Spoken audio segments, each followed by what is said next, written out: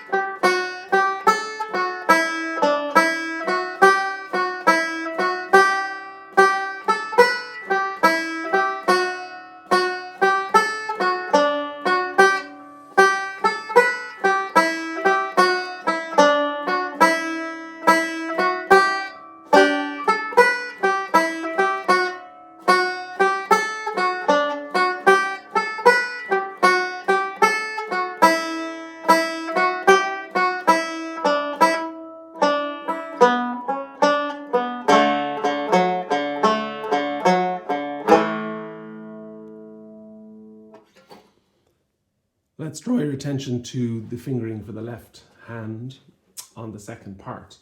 So if you have a nice ability to stretch for the high Bs, then there's absolutely no issue. For those of you who don't, me very much included, I like to just switch position. So the notes heading up to that high B,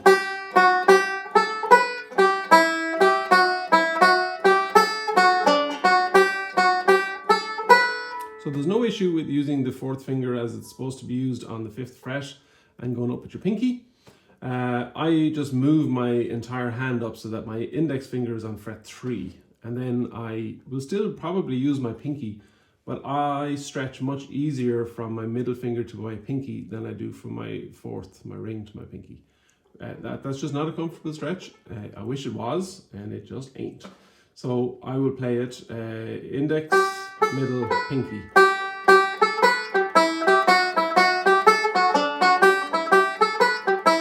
So there's a little bit of switching back and over, just the way that the notes work.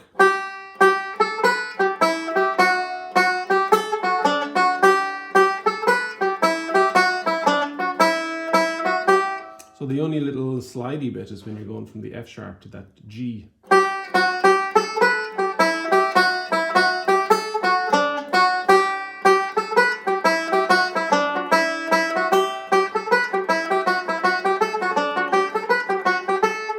At the very end, if you play the full notes, you're sliding from the G down to the F. So you can see my hand physically moving position.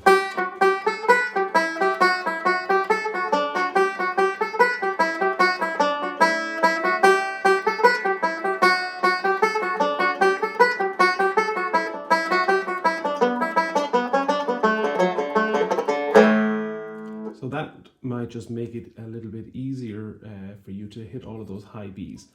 My theory is on it, as always, that the easiest way to do it is the easiest way to do it. And while I highly recommend developing that stretch, if it's just not working for you, then just simply changing hand positions makes life a lot easier, and that's what it's all about. All right, let's keep it at a pretty even pace, and we're going to add in some basic ornamentation.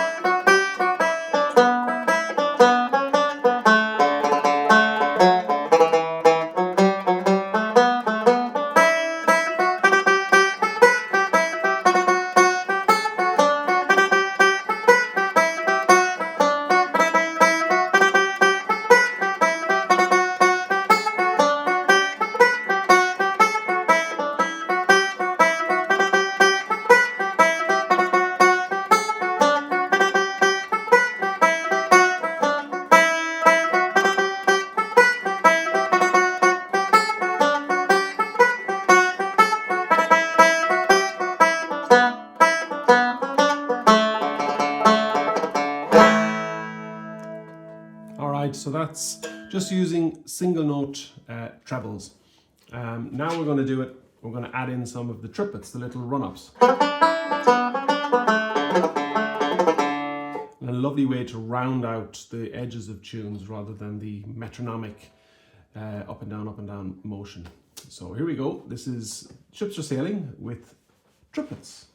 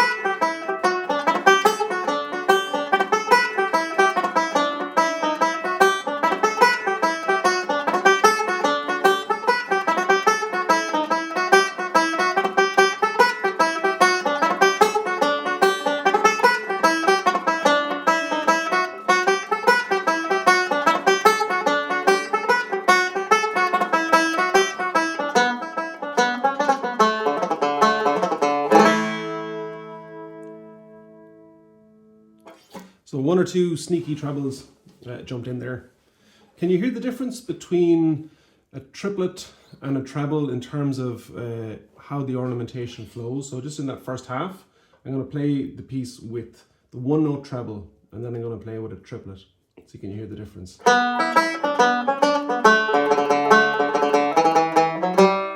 And now with triplets.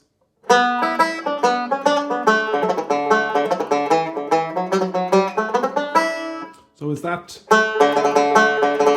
R?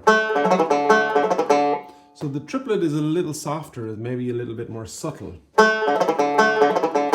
as opposed to the treble tends to be, well, you have the ability with the treble, of course, or with either of them, but to really kind of punch out the rhythm. The other one can be a little bit more lyrical.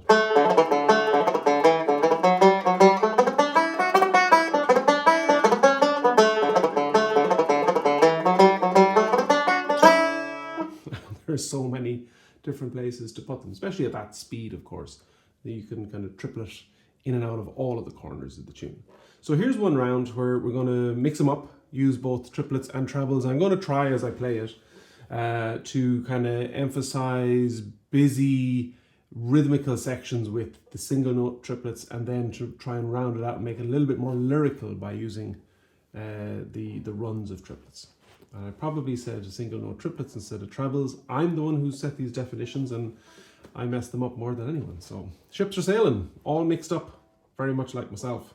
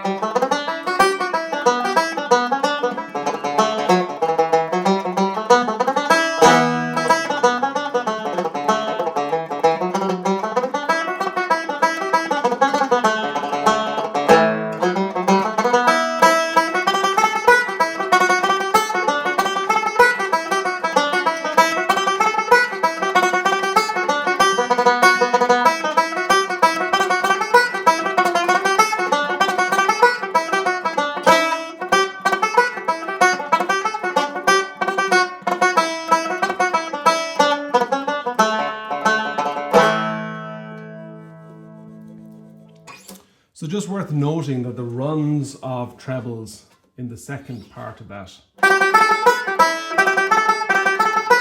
I will play those as a run of tremolo.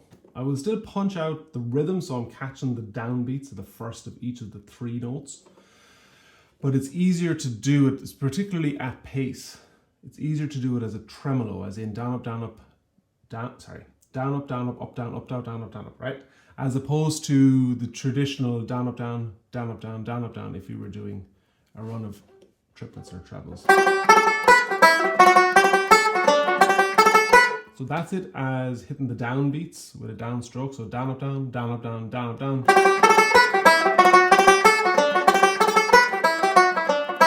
But when you bring the pace up of that, it gets kind of harder to hit the double downs. And so it's easier to tremolo.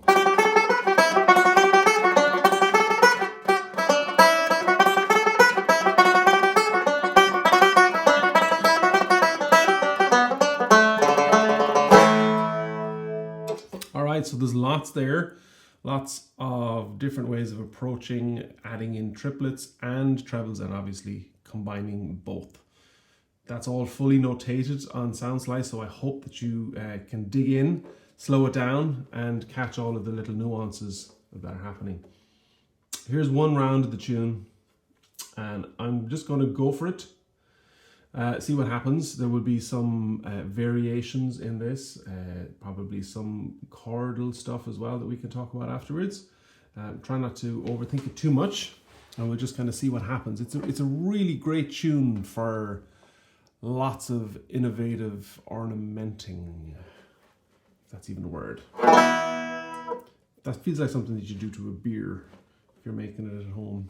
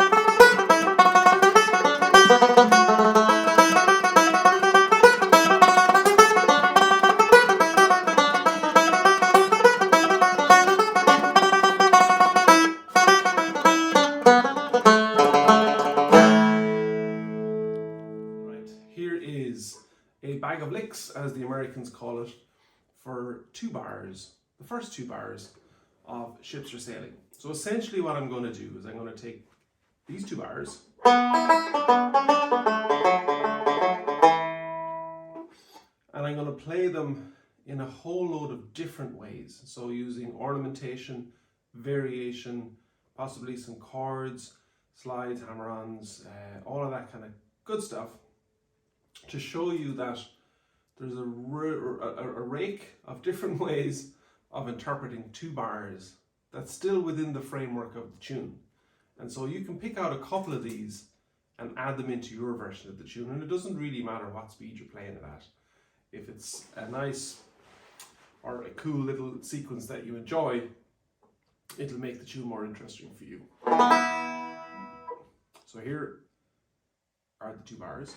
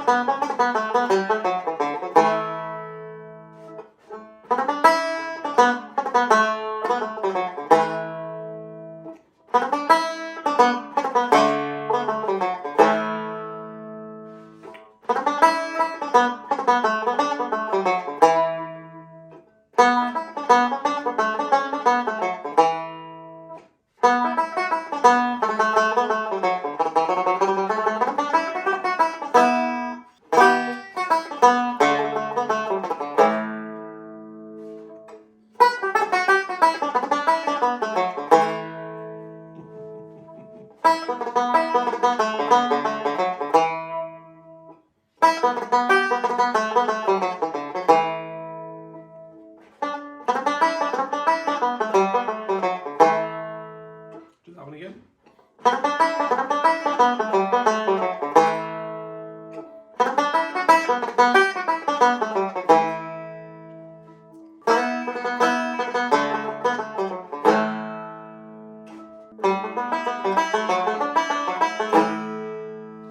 Here's a couple of very simple ones.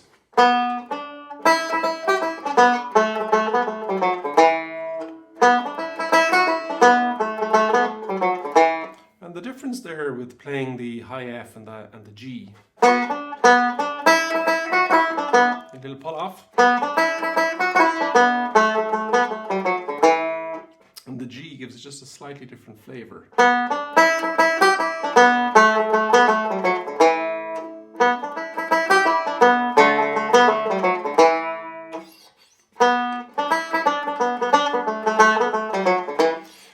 We're kind of getting into that shaky rhythm, like really kind of trying to bring out the bounce, right?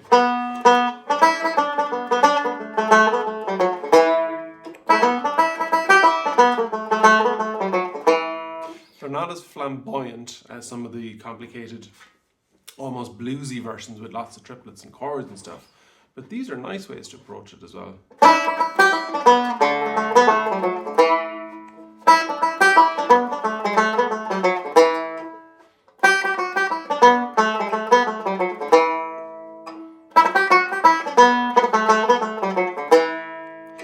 You have a kind of a murr where you're doing a little triplet on the top and doing it again on the A. And so that's just creating that little wave-like motion.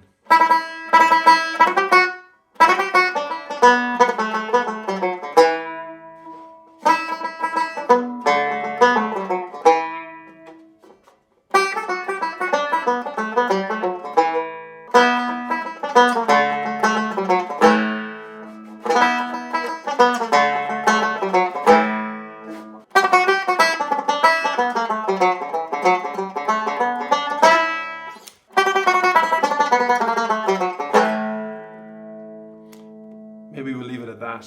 There's a lot there. Lots of different ways of approaching it. Some of them moving away from the tune, but it's all in kind of the neighborhood of where those first two bars are going. And hopefully there's enough ideas there for you to pick out something that you like. Either it's one of the simple kind of bouncy ones, or maybe it's one of those more complicated, heading into the kind of the world of bluesy, bluegrassy kind of half notes and stuff. But there's a load of different options there. So play them all. They'll all benefit you in some fashion in terms of expanding your technical range and then just your kind of musical language and even just the pattern of left hand finger movement. And of course, always right hand picking technique is of the essence. So I hope that you enjoy that bag of licks, I guess, for want of a better term. If anyone has a better, more Irish sounding term for that, I'm all ears, as they say. So I hope you enjoy them.